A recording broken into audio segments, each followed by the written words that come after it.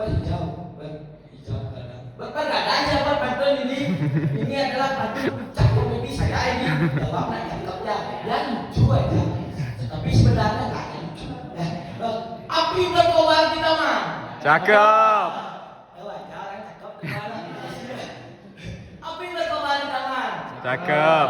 Apa kabar teman-teman? Baik.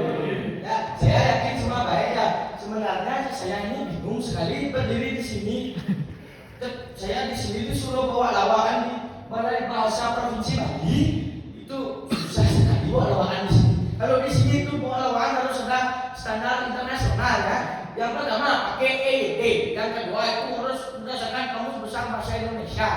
Jadi maklum kalau saya bawa lawakan di sini nanti nggak lucu ya. Saya juga sering remedi di sekolah bahasa Indonesia. Ya, tapi ngomong tentang bahasa Indonesia itu bahasa persatuan, setuju? Setuju.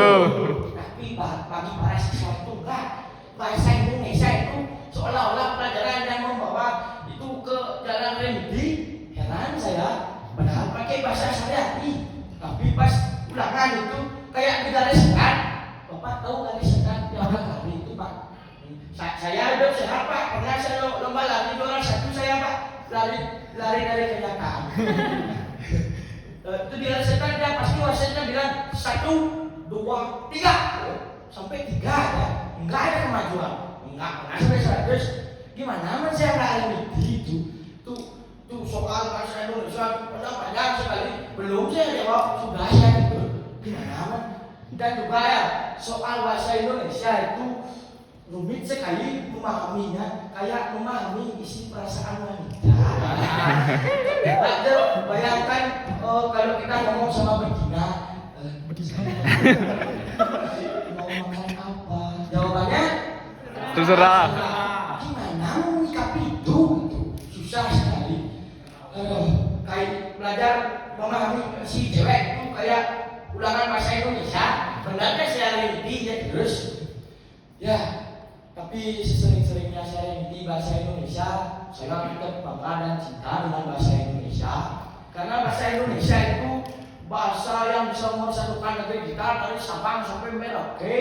Dan juga bahasa Indonesia itu bahasa yang paling konsisten dan konsekuen. Kenapa? Coba kita lihat. Ada benua Amerika. Di sana itu negaranya namanya USA.